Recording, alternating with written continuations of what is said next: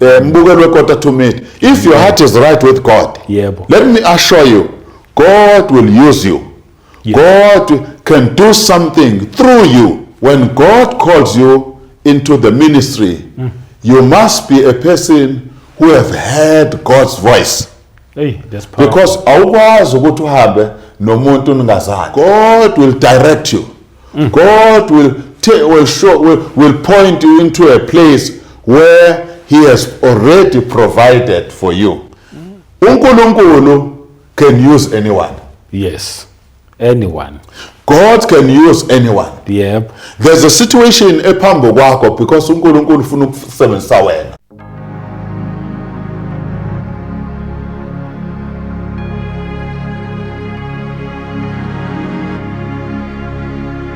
Welcome once again kuKota 2 Media. Igama lami ngumduduzi ngwakaShabangu.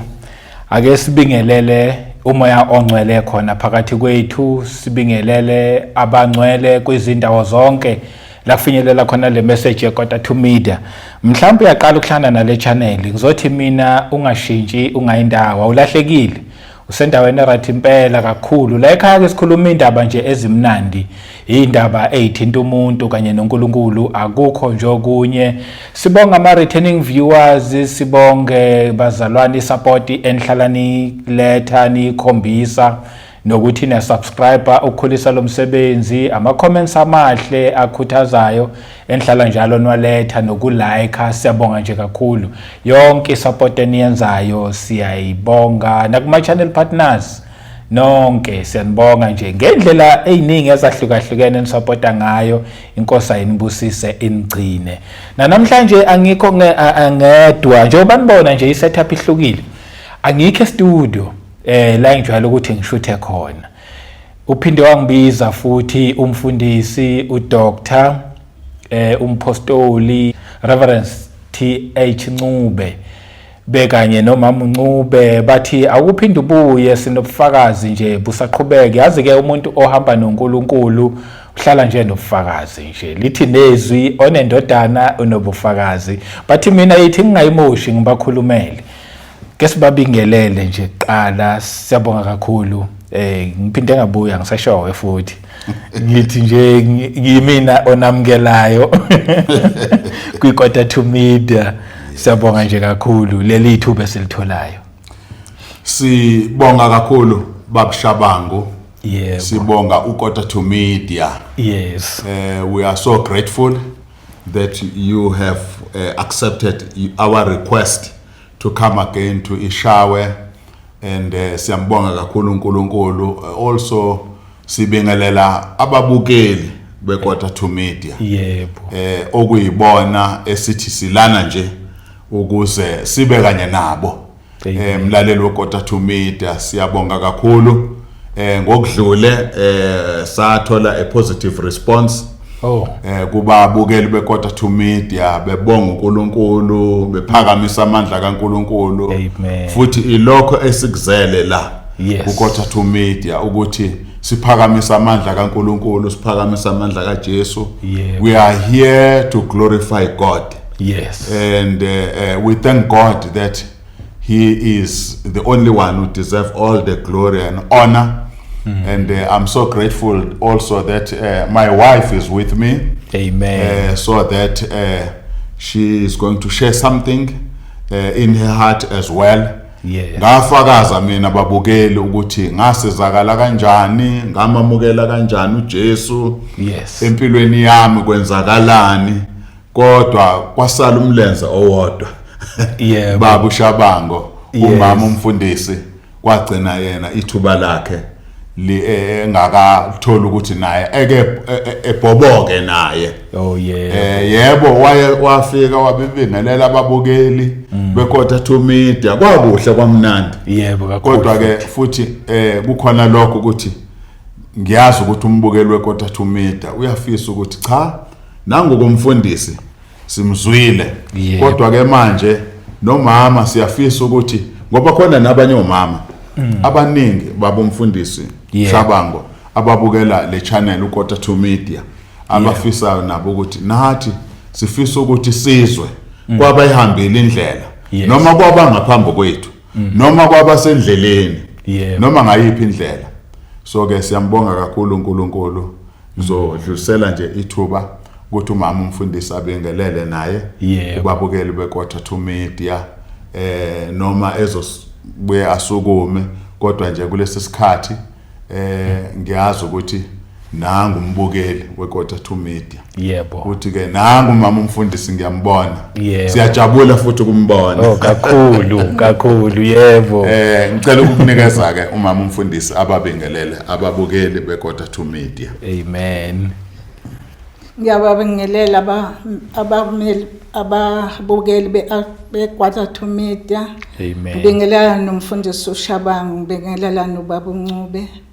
Siyambonga kakhulu uNkulunkulu ukuthola leli thuba.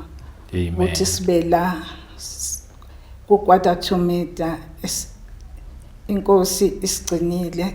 Yeah. Nabo ibagcinile bonke ababukeli beKota 2 Media. Yes.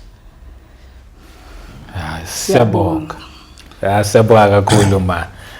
Yebo. Umsizi wami ke lo babukeli beKota 2 Media.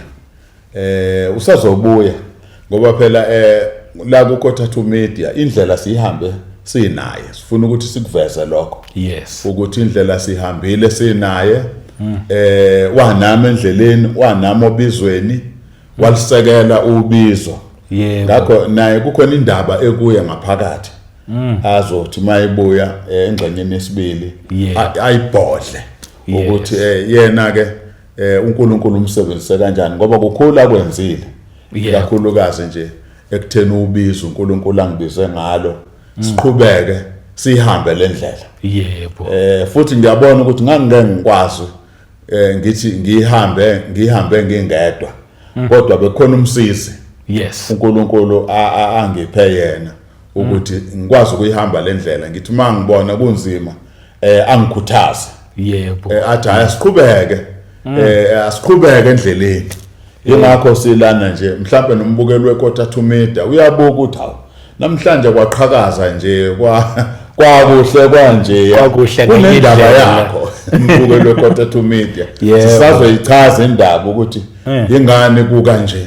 Ngoba sifisa udumo lonke lwe kuNkulunkulu. Amen. Yes. Hey. Anyazi ababukeli bayijahile leyo part especially kamama. Balizwe le party le.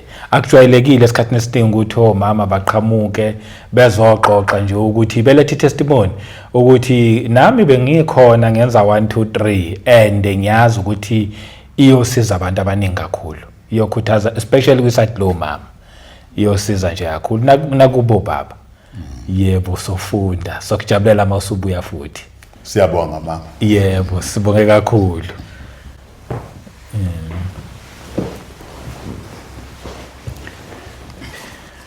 Sibonge kakhulu ubaba uNcube. Kuhle ngempela la ngemuva kuyaqhakaza. Nje ngiyathemba kodwa wena oyiplanile yonke le ndaba ukuthi uzoyichaza kanjani mina ukuze ngingayimoshi ngiyidedele kwena nje mfundisi kube wena nje ozoyiqala la uhlele ngakhona siqhubeke nayo. Ngibonga kakhulu. Yebo. Baba uShabangu. Amen. Nombukeli weKota 2 Media. Yebo. Ukuthi cha kunje kukhona into abake noma bake bahlabelele abanye kube khona into engathi isiqubulo iyisaga. Ubukeli weKota 2 Media kuthiwe kunje kwenza ba kwenza uJesu. Bese kuthiwa kwenza uJesu. Yebo. Now that is the point. We are here to glorify God. Yeah. Because of his faithfulness in our journey. Yes. We've walked this journey with God. Amen. We have not walked this journey alone. Amen. And it's a journey of faith. Sihambele ndlela, sihamba noNkulunkulu. Yes. Manje siyabheka ukuthi sihlanganisa iminyaka ewu40 sisobizweni. Oh. We have reached 40 years in our journey of faith in the mission field, serving God without looking back, but moving forward and trusting God that He is the one who have begun a good work in our lives. There's a scripture, Bab Shabango, lesi seduze kwakho, Philippians 1 verse 6. Oh yeah. Lesi scripture sikhuluma sinomyalezo.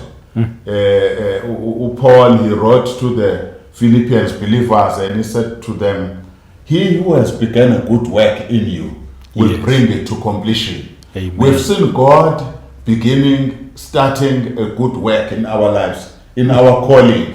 When He called us into the mission, into the ministry, as at Apostle Paul, owangibiza engibeka enkonzweni wathi ngikholekile. Amen. And uNkulunkulu siyambona ukuthi uNkulunkulu uye wasethemba. God has entrusted us with this mission. To serve Him, not for with our own agenda, but with His own agenda. Amen. So that He can be glorified. So that in this 40 years of journey, we can say, Ebenezer, God has been with us. God has never left us. He has been with us all the way from the beginning until now.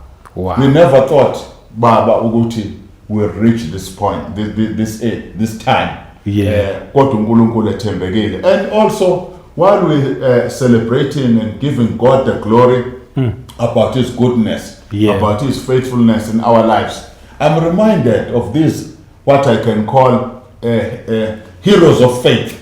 Heroes of faith. Oh Baba bahamba phambi kwethu.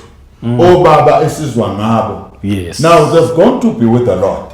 They are no more. But when they were here on this planet Earth, they've made a mark in the kingdom of God. Amen. They left a mark in the kingdom of God. Oh Baba, esithi masizwa ama-testimonies abo, izinto uNkulunkulu ayezenza ngabo, simangale, futhi sikhuthazeke, futhi sibheke phambili ukuthi namba abayihlahla indlela, namba abahamba phambili. These are the forerunners, our forerunners in faith. Babu Bengu, Nicholas Bengu, Bab Shabango ngiyazi ukuzwa ngabo, Father Trilisa, William Duma, Babu Sbiya, Babu Ngedi, Babu Gumbi, OMJ Stoll.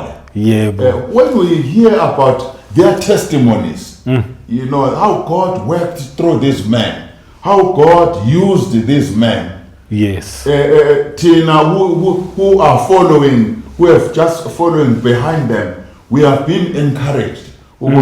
This journey is the journey where you need to trust God, where you need to believe God, and solely knowing that this journey you cannot walk in this journey alone.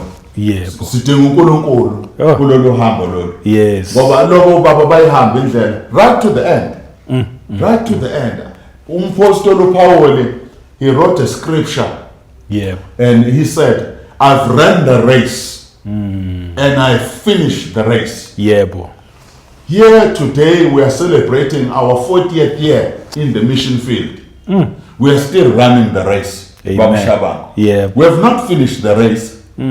Because Jesus has not returned yet. We have not finished the race. The race is still continuing. And I would like to encourage young ministers, those who are newly called into the ministry, to say, this journey, if you are walking with God in this journey, you will reach, you will finish the race. You will reach the destination of your race. Amen. When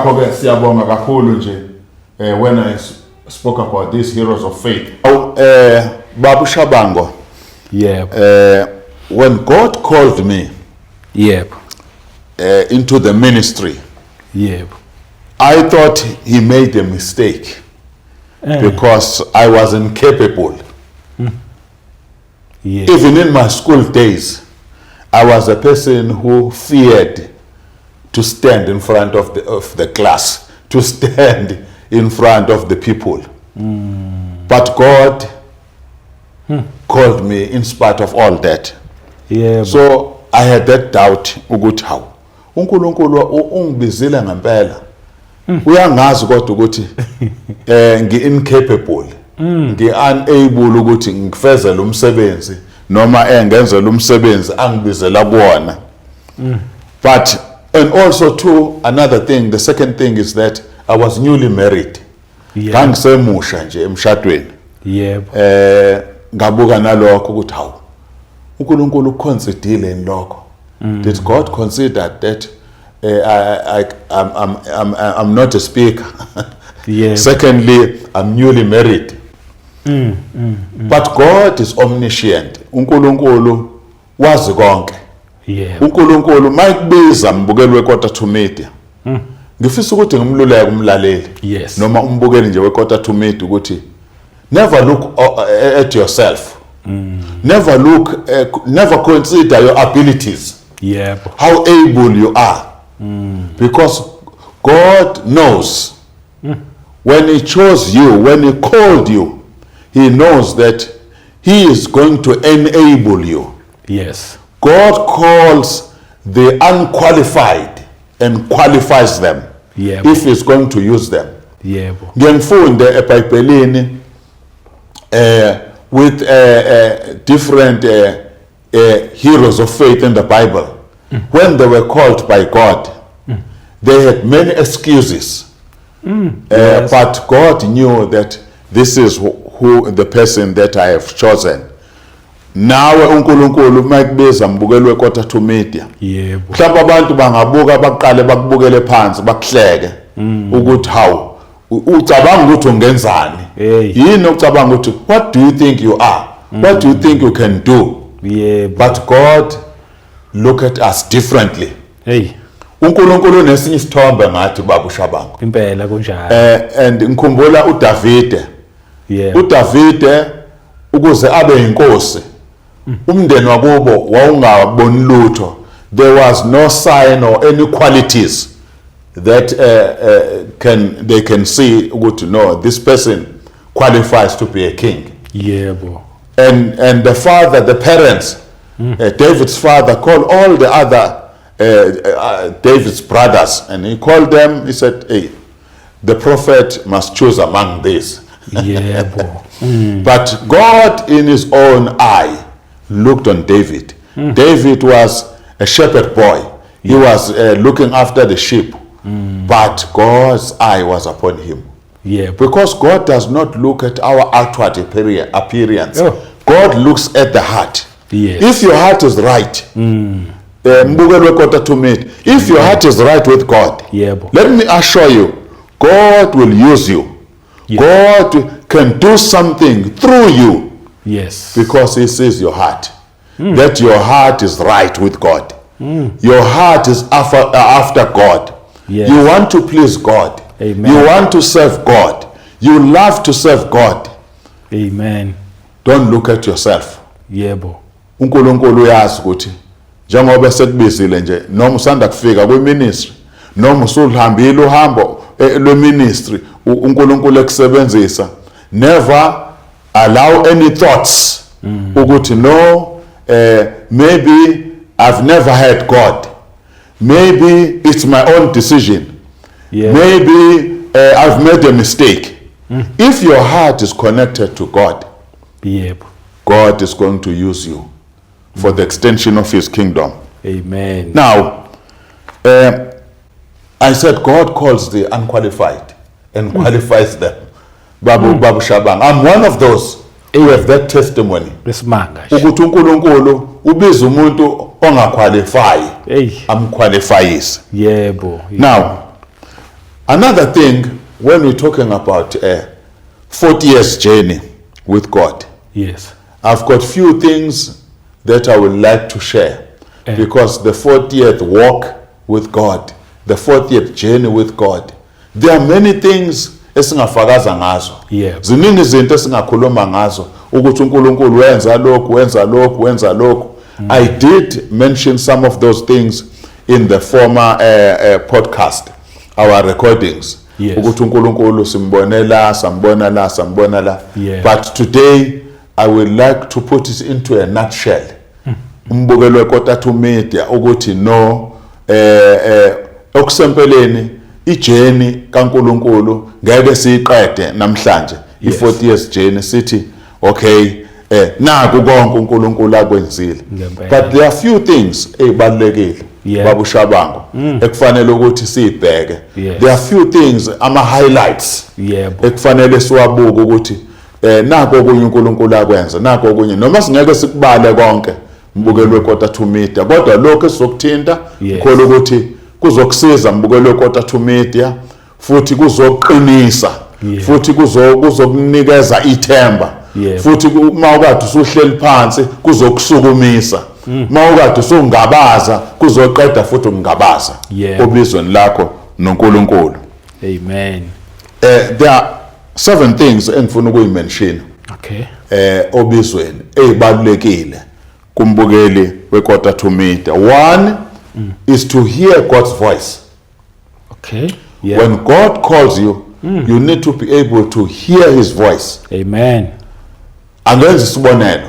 When God called Saul, he was Saul, and later his name was changed to Paul. Now, Saul heard his voice, heard the voice, and he responded to the voice. Amen. When God calls you into the ministry, you must be a person who have heard God's voice. That's powerful. Because awukwazi ukuthi uhambe nomuntu ungazani. You need to hear his voice. Izwi likaNkulunkulu libalekile. Impela ngathi ungayiphinda le, awukwazi ukuhamba nomuntu oningazani. Ngeke. Yes. From the word go, I heard his voice. Inkosi uJesu ikhuluma nami, ingibizela kwiministry. Amen. John 10 verse 27. Jesus Christ said these words. My sheep hears my voice. And they follow me. And I know them. That is, it's very important ukuthi ulizwile izwi futhi uyakwazi umelusi. Amen. Uyakwazi umelusi omkhulu. Uyazana nenkosi uJesu Kristu. But first of all, you need to hear his voice so that you can know your shepherd, the Lord Jesus Christ. You need to hear his voice. Balulekile lokho mbukelo weKotathu Media ukulizwa izwi. Izwi lakhe. Ngoba uma ungalizwanga izwi uzohamba endleleni ungabaza. Kuzofika abantu abathi abakudiscourageayo. Kuzofika abantu abazothi lento yakho ngeke iziphumelele. Kuzofika abantu abazogxeka. Kuzofika izimo ezizokwenza ukuthi ungabaza. Uma ungalizwanga izwi kulula ukuthi uyeke. Kulula ukuthi uhlehlele emuva. Kulula ukuthi ugive up endleleni ngoba awulizwanga izwi lakhe, awuzwanga ekubiza ekhuluma nawe. It's very important. That is point number 1. Point number 2, put your trust in God. Mbukelo weKotathu Media. Put your trust in God. Babu Shabango, if besingamethemba uNkulunkulu ngaba sifikanga kulo 40 years. Ngaba silambanga lolu hambo safika la. Futhi akakapheli uhambo. This is not the end. Kuyoze kubuye inkosi uJesu Kristu sisohambweni. It will carry on until the return of our Lord Jesus Christ. We are still in this race, we are still in this journey because we have heard his voice. Asihlukani nalolu hambo ngoba lolu hambo is our life. Siphila lolu hambo thina. Siphila ukubizwa uNkulunkulu. Now, put your trust in God even in the area of provisions. Sibuku Elisha noma Elia masifunda Elijah, Elia, how he trusted God. uNkulunkulu uthi kuye hamba uye eKerithi ngizokondla khona. Go into the river Kerith. I will feed you there. I will provide you there. And then after that, go to Zarephath, to the widow. I will provide you there. If you have heard God's voice speaking to you, God will direct you.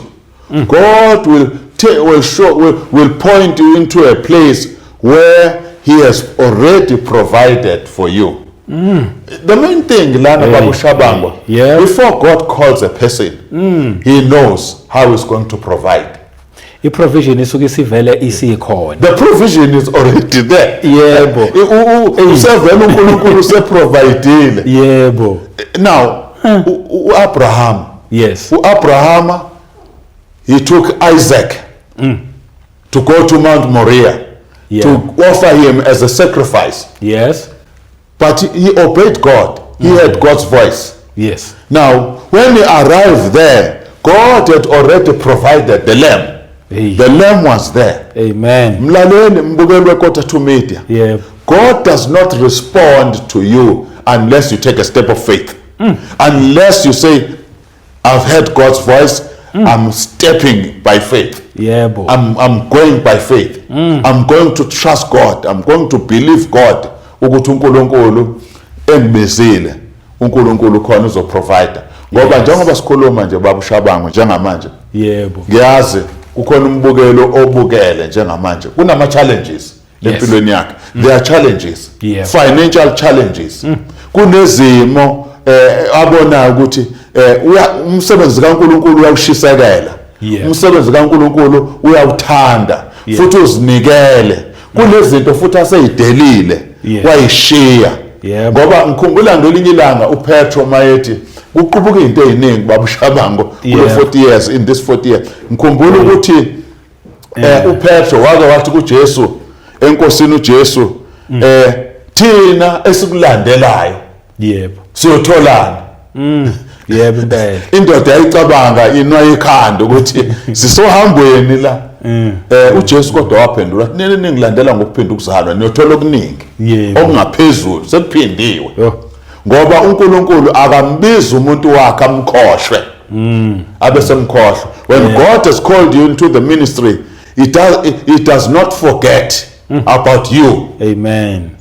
because there's a plan and a purpose in your life. Yeah. Ukuthi uNkulunkulu afeze icebo lakhe.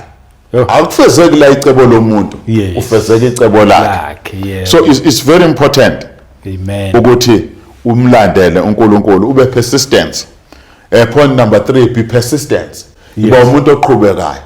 Wena olindele iprovision, qhubeka wenza umsebenzi kaNkulunkulu. Yeah. uNkulunkulu uzoprovide. Yes. uNkulunkulu uzoqhamuka ngendlela yakhe. uNkulunkulu uzoyibonakalisa. Yeah. uNkulunkulu uhlela ama platforms azokubeka kuona la ezoprovide khona. Yeah. uNkulunkulu uzokuvulela iminyango. Iminyango la uNkulunkulu ezokuprovide khona. La uNkulunkulu ezosibonakalisa khona. Ongakazi ucabanga ukuthi leminyango iyokivuleka phambi kwakho. Babu Shabango ngingomunye wabo. Yebo. Nginobufakazi bokuthi I never even thought ukuthi ngoke kube neminyango evulekile. I know there are other men of God who have also have the same experience.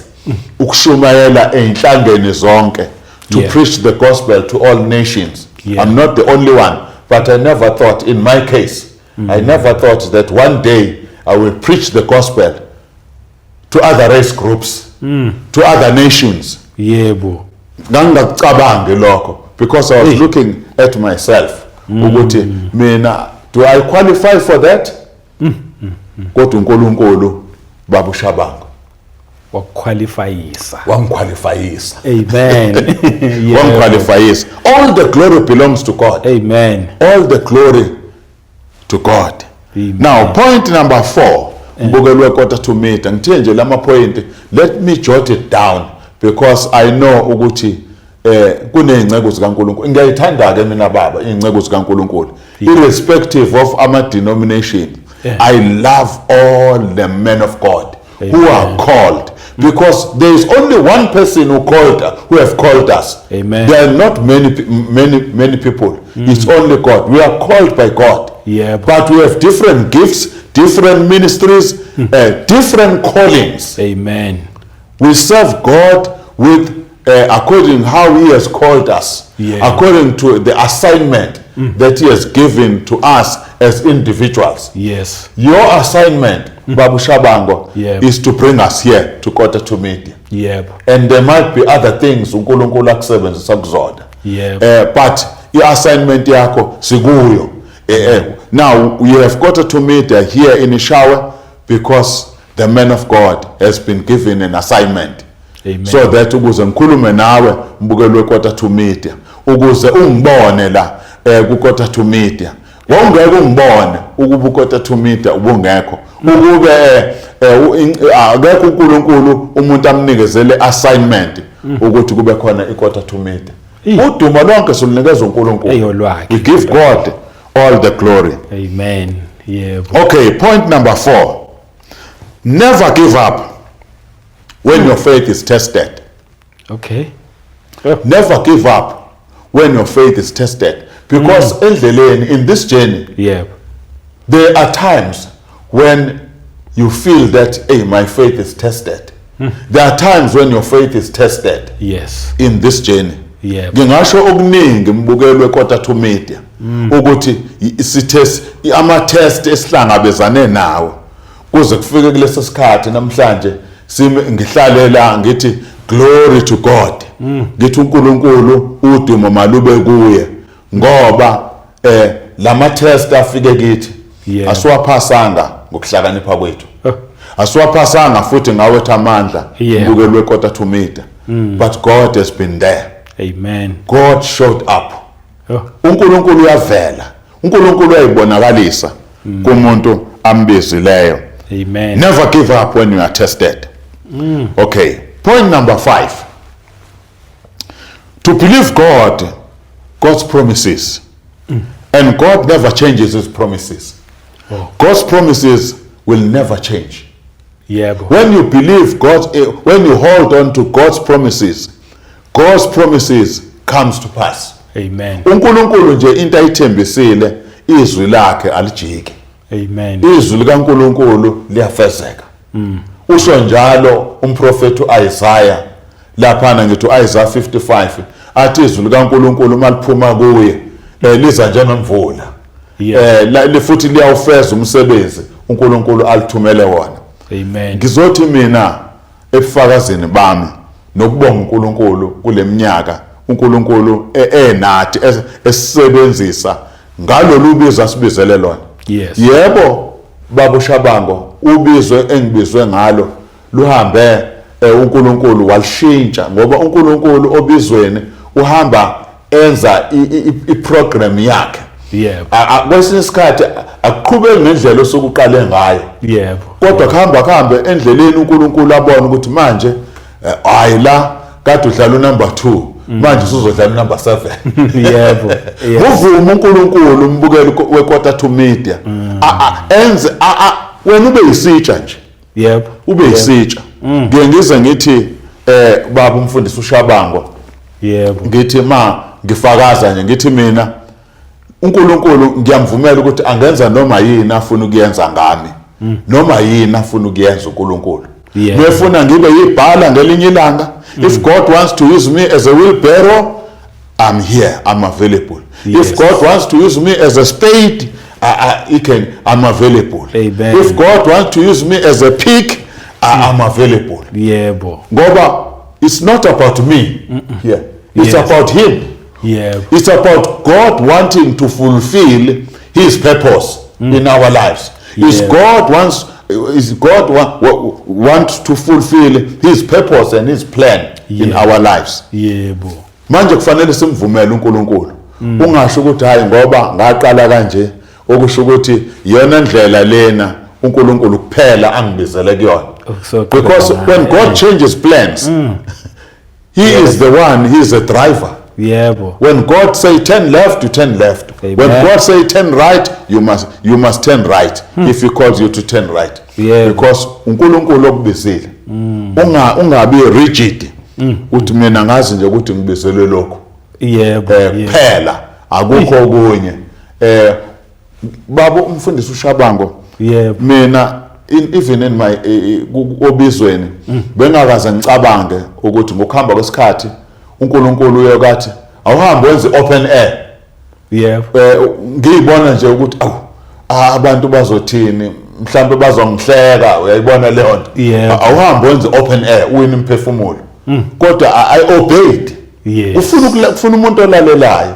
I obeyed. uNkulunkulu usebenzisa isitsha esivumayo ukusetshenziswa. Yebo. Nalokho ngakwamukela. Yebo.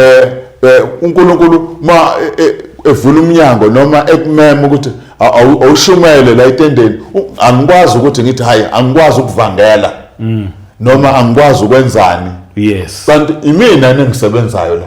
Ngoba Akusimina engisebenzayo la uNkulunkulu osebenzayo. Yebo. Mayibona uNkulunkulu ukuthi la kufanele kube nabantu abazosindiswa la. Uzosebenzisa isitsha esivumayo ukuthi asisebenzise noma ngabe usiyumvangeli noma ngabe umprofeti noma ngabe umpostoli noma ngabe ukiphi office. uNkulunkulu ubona isidingo nasi isidingo siphambo kwakho. uNkulunkulu ufuna ukufeza lesi sidingo. uNkulunkulu ufuna ukusebenzisa wena oseduze kwalapho athi uNkulunkulu ngisebenzisa wena la noma uNkulunkulu akuvulela iminyango athi ngifuna ukukusebenzisa la. Yes. Asifanele sibheke thina ukuthi hayi mina ngiyaxolisa kuleso simemo leso akuyona inkonzo yami leyo. Okay kwayona le esuka isebenza inkonzo kusuke kweyakho yini. Ngoba kwayona kusiza. Kwakona lokho nje kusetshenziswa kona uNkulunkulu. It's not for you. It's not from you. It's from God. So what makes me to question God? Ukuthi no, I can't be you. God cannot use me there. God cannot use me for that. Because the ministry in all is from God. Amen. Even how God is using you now is from God. Yeah. Well, how God is using me now is from God. Yeah. So I must allow God to use me in whichever way God wants to use me. Ngempela. Ngingasho babushaba ukuthi hayi no, hayi lokho okosibanibani. This is for that. This is for that pastor. This is for that pastor. Yebo. Kuke kuba khona lokho. Kenzeka. Ngiyakhumbula kukhona la ngafonelwa khona omunye nje umshumayeli uthi hey baba kunenkinga ekhona la kunomuntu okanje manje ke mina angiboni ukuthi uNkulunkulu angangisebenzisa kulokho ngithe hayi akeza kuwena. Okay fine, there's nothing wrong with that, but here's the question. uNkulunkulu can use anyone. Yes. Anyone. God can use anyone. Yep. There's a situation ephambo kwakho because uNkulunkulu ufuna ukusebenzisa wena. Amen. Right there. Yep. And there's nothing wrong ukuthi to call another man of God.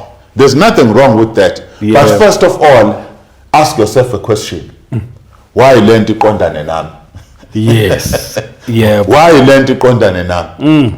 I don't discredit. There are different giftings, different ministries akhona. Yeah. Kodwa uNkulunkulu can use anyone. Kunjalo. Yeah. Angasebenzisa noma ubani. Yo, ipoint ayishoyo nje ngekuphazamisa mfundisi wakwayisho before. Yazi uma usuyisho futhi manje. Kuyabonisa ukuthi ezinye izinto engathi ungalokhu uziphinda khani izingena iyangena manje kahle kakhulu leyo ukuthi nje mangabe ethi ba ispade ube ispade mangathi ba wheelbarrow khona kurivilekayo kumina so nje ngiyabonga yebo. Yes. Ngoba siqonda ukuthi lelithuba leli yes njengoba uKota to Media ekhona la embukelo weKota to Media mina nomama umfundisi lokhu uqaliwe lonyaka sithi udumo lukuNkulunkulu. Amen. Udumo kweliphezulu. Yes. Ohambe nathi sasingazi ukuthi sofika la. Yo. Ngoba eBhayibhelini kunezigameko ezikhona mhlambe sizobuye sibheke indaba nje zo 40 uzubona ukuthi nathi kwasithinta lokho ukuthi hawu uMoses was 40 years waphuma eGibhithe waya kwelusilokhuzana izimvu zikaLukhuzana zomkhwe wakhe. Yebo. Yes. Waphinda uNkulunkulu wambiza futhi after 40 years wamthuma uNkulunkulu eGibhithe ke manje. Yebo. Manje sibheka lokho nje ukuthi uNkulunkulu has been so faithful kithina. God has been so faithful to us. Amen. Now Point number 6. You need to follow God's guidance. Oh, Follow God's guidance and God's leading by the Holy Spirit. amen. Mbukeli weKota2 Media. Mawubizwe uNkulunkulu okusizile thina ukuthi umlandele uNkulunkulu. Amen. Ukuthi futhi uhlale unobudlelwane nomoya ingcwele. Yebo. Your relationship with the Holy Spirit Yebo. must be a healthy relationship so that you can follow God's guidance. Amen. So that you can know ukuthi uNkulunkulu what he wants to do now. Yebo. What he wants to do through me now. Where he wants to use me. Yebo. Yebo. Why I'm saying that, maybe just briefly to share a short testimony. Yes. In 1994, God spoke to me about preparing for multiracial. Oh, yep. Prepare yourself for multiracial. Amen. 1996, 1996, after 1994, God said, move from here and go and live in Ishawe. uNkulunkulu has got his own timings Yes. to do things. Isikhathi sikaNkulunkulu is always right. Yebo. Be prepared ukuthi mawubizwe uNkulunkulu uma relocate.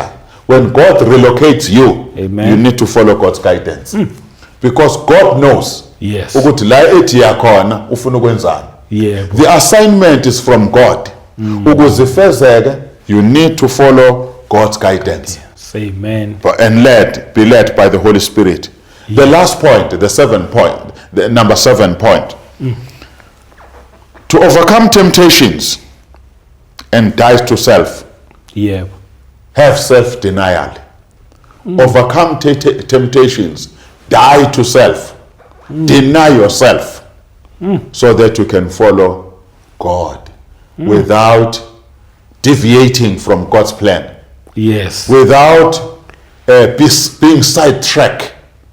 Ukhona umuntu who starts the journey Yebo. well. Uyabona umpostoli uPaul ukhuluma kakhulu nebandla laseGalatia. Yebo. I'm just scriptures are just coming back to me. When Amen. Paul was addressing in another chapter the Galatians believers, he Amen. said to them, "You have run well," which is talking about the beginning of their faith. Yes. You have run well, and then he asked the question, "Who has hindered you?" And another translation will say, "Who has bewitched you?" Yebo. Ubani onithakathile. Uqale kahle uhambo noNkulunkulu, Yeah. kodwa manje ubani okuthakathile. Yeah. Usuphumile manje endleleni kaNkulunkulu. Yeah. Awusakwenzi manje lokhu uNkulunkulu abekubizele kona. Awusayilandeli indlela kaNkulunkulu. Ebuza kuleli bandla laseGalatia. Yebo. Now, overcome temptations and die to self. Self-denial is important Yebo. in the journey with God. Hey, amahle lama point ngomfundisi wawaletha nje futhi ngempela ayasikhuthaza sonke. Uma ngiyithola njengoba silana nje ususisharelile lama point amahle kangaka. Si celebrate 40 years ku ministry. 40 years ohambweni, the journey with God. Yebo, Yes. okuyinto By grace. encane, yebo. Yes, baba. Yinto nje futhi enkulu kakhulu. Ngithi nje mina ake ngiqale nje ngidlulise nje lawa amazwi okubonga nokukubongisa kulolu hambo lungaka. Kulo 40 years akuyona into encane ngempela iminyaka. Kuma point owalethile senihambe no mama uNcube kwaze kwafika lesi sikhathi nino uNkulunkulu ngoba beningahambi nodwa. Ngaphandle kwakhe bese ngeke sihambe le ndlela. Yebo. Ngithi nje ngibuze nje ukuthi uyawuletha ipoint lapha ethi nje never give up. Yes. Akukaze nikwenzeke mhlambe mawukhumbula nje mhlambe in between leminyaka ukuthi kwafika nje isimo la khona wakwathi khona ukufike nje lomcabango othi ayi mina ngathi ngiyayiyeka well along the way waphinde wathi ngeke ngiyeke akaze nikufike nje into efana naleyo mhlawumbe. Ngiyabonga kakhulu baba umfundisi uShabango. Yebo. And your question is is so important. Amen. Kumbukelo weKota 2 Media. Yebo. Ngoba umbukelo weKota 2 Media uyayibuza ukuthi okay siyezwa ukuthi ubaba umfundisi uNcube nomama uNcube bakhuluma ngo40 years. Yebo. Kodwa nje indaba isekuthenini uma ukhuluma ngejourney. Everyone want to know how was your journey? How did you make it? Ngempela. Because this is a long journey. Kakhulu. Uhambe kanjani? Akubanga yini khona la uhlatshwa khona amefa. Yebo, yebo. Now in this journey as I said we never give up. Yebo. When your faith is tested. Our faith has been tested. Sometimes in some other times. Now kwaba khona isikhathi where sezwa ukuthi no kunzima manje iprovision as provideke. Those were difficult times. Yebo. When there was no provision. Yebo. And also having children and a wife. Yebo. In such a way ukuthi during that time my wife became to me a pillar of strength. She became a pillar of strength. Yebo. I've said to her, hey, maybe because of this circumstance, I have allowed me to go back to work. Hey, yep. And she is the one who put her foot down. She said, no, God has called you. Don't go back. Yebo. Don't go back. Continue with God. And she sacrificed herself to say, look, I'm going to set up a table in town. Okay. Just so that we will have means, you know, for us to live. Hey. And she did that. She went and set up a table. Yeah. I think it was just a couple of years. Set up a table there, selling things, you know, and saying, no, you carry on. Amen. And I was still preaching the gospel. Yeah. I never stopped preaching the gospel. What I like, even during that time, I was still preaching the gospel. But there was a point there where I was thinking for her. I said, hey, how about going back to work? And she said, no, don't go back. Continue with the Lord's work. So your question, you know, with me, there's no hidden agenda. I'm transparent. I can't hide anything, what we have experienced in this journey. Because I know it might help someone who's watching by God's divine appointment on this program to say, look, umfundisi, what he has just shared, noma that is what we're going through right now. But uNkulunkulu is faithful. Mbukelo weKota 2 Media. Wamuhle i-answer yakho inhle kakhulu. Ngiyithanda ngoba futhi uyiphendule ngohlobo lwe-provision. Ingceku eziningi ziyona part engathi ifike abashaya abaningi ukuthi i-provision kwahamba kwabheda ngabona ukuthi i-provision ayikho, abanye bagcina sebedeviate, abanye balahla phansi, yebo, abanye bafuna ezinye izinto ezizoba sustain ngezinye indlela manje izinto zobumnyama. Yes. So nje siyabonga kakhulu ukuthi uMama Ncube wakwazi ukuthi abe khona. In short nje uthi kuhle ukuba ne supporting structure duze kwakho. Yes. Yebo. Unkosikazi ozokwazi ukuthi lo baba umyeni wakhe. Yes. Ubizwe uNkulunkulu, ebizwe uNkulunkulu nje hayi ukuthi usupporta yena okusempeleni, usupport into kaNkulunkulu. Ngoba lento ekaNkulunkulu lento. Yebo. Futhi usacrificela into kaNkulunkulu. Futhi uyaqinisekisa ukuthi into kaNkulunkulu ayifadabali. Into kaNkulunkulu ayiphelele endleleni, but it must continue. Yes. It must carry on. Hayi cha siyabonga kakhulu. Ngibonga nje ukuthi lokho uyayiveza indaba yokuthi okukaNkulunkulu akusikhona okaNkulunkulu. yebo ungagijima kusibala iminyaka but ekugcineni udumo likaNkulunkulu sakubonga kakhulu lokho kuyenzeka ukuthi umuntu asibonge yena yebo athi hayi ngoba mina ngiphiwe ingoba mina ngiyakwazi ukwenza izinto kodwa thina kuyasithobisa kakhulu kuyasithobisa futhi udumo olukaNkulunkulu yebo but which means that we cannot take any credit in this journey that we have walked with God our journey with God Yes. we can't take any credit we are here on this podcast Amen. to declare that all the glory belongs to God. Ngiyayithanda indoda enye eyayithi kulama faith of heroes Yeah. that I've mentioned before ubaba uDuma even wrote a book where he says where his book title was Take Your Glory Lord. Udumo lwakho Nkosi.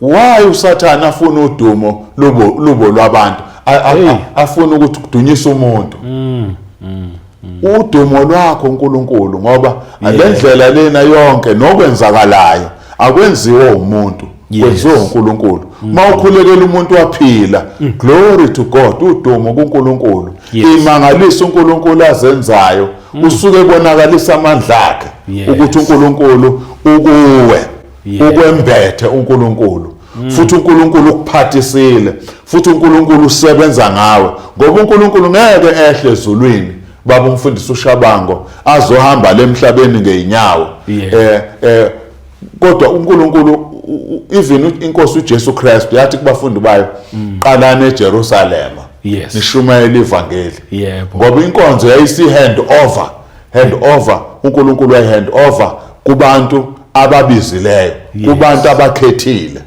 kubantu abathumileyo ukuthi benze lenkonzo uNkulunkulu afuna ukuthi yenzeke emhlabeni.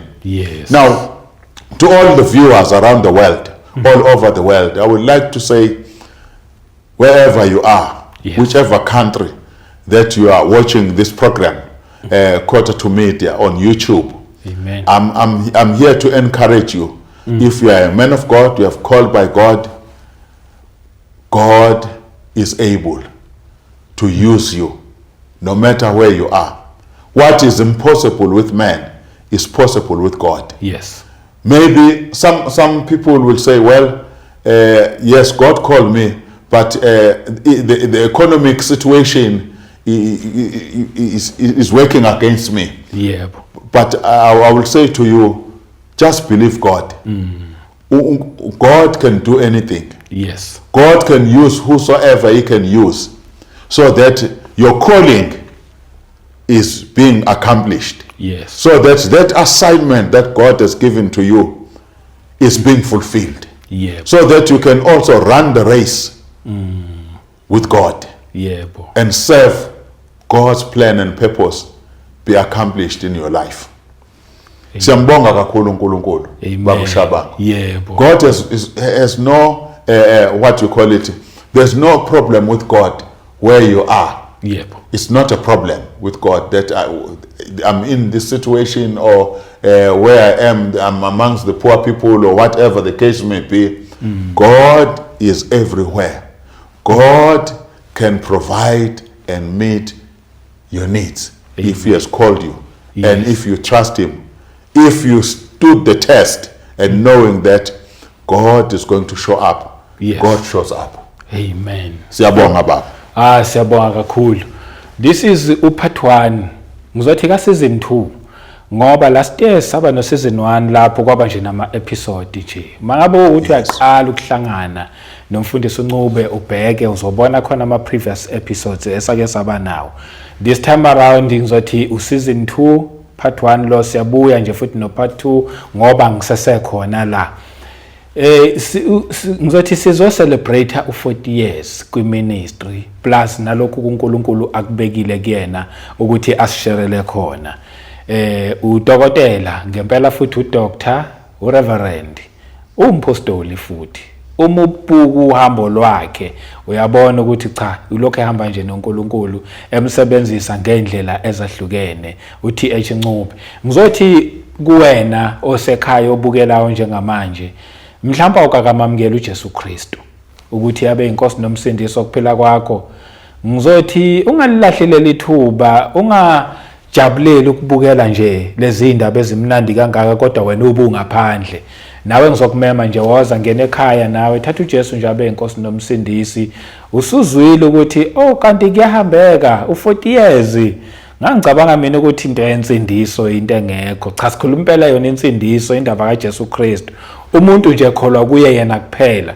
Mhlawumbe wena yasho nje ukuthi mina ngangayikholwa lento ukuthi khona umuntu ongahamba noNkulunkulu futhi omnyama isikhathi eside kangaka. Nanguku khona a living testimony babi wethu. Nawe thatha uJesu ngeke uzuyisole. Mhlawumbe nje Mpostoli Ncube unamazwi okugcina. I believe nama contact. Yes. Na last time saswashiya siqhubeke nje swashiya for someone oqala ukuhlangana nje nale message manje. Ekugcineni nje angibonge umbukeli weKota2 Media. I would like to thank you for watching this video and what we have received from this video. Thank you for watching, and I pray that what we have heard will have impact in your life. What you have heard will bear the fruits in your life, especially in your ministry. Yes. As a man of God, as a woman of God, you can contact us.